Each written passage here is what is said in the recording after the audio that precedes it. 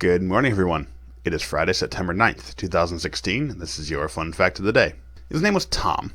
He was the last of 7 children. His father was an exiled political activist, and his mother was a school teacher, and she would become a very, very influential figure in his life. An early bout with scarlet fever left Tom partially deaf in both ears, something that would plague him the rest of his life, leading him to almost full deafness as an adult.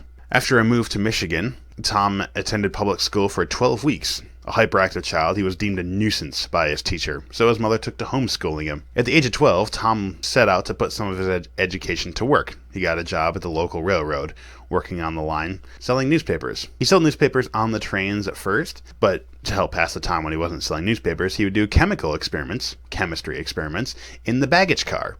When one time one got out of control and he accidentally set the baggage car on fire.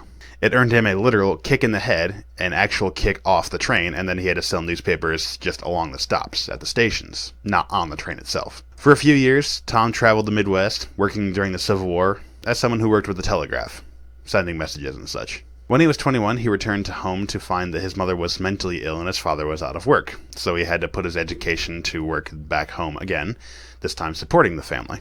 Eventually, he moved to Boston, actually landed a job with Western Union. In his spare time, he created an electronic voting counter, something that would help the tallying process for our democratic voting much more quickly. But for some reason, people weren't so interested in this invention because they wanted the votes to take their time. They wanted the votes to be counted more slowly so that they could sway more voters while they were waiting, I guess.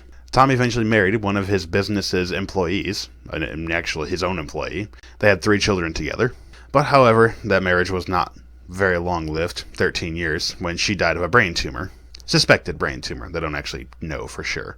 In the 1890s, Tom built a magnetic iron ore processing plant that turned out to be a very large commercial failure. Tom was described as a tyrant to employees and ruthless to competitors. Though he was a publicity seeker, he didn't really socialize well, and often neglected his family. By the 1920s, Tom had slowed down some and was not as invested in businesses as he used to be, wasn't all in the process of creating things, inventing things, but that didn't stop him from acquiring almost 1,100 U.S. patents. Tom died from complications of diabetes in the early 1930s. By the time he had died, he was one of the most well-known and respected Americans in the world.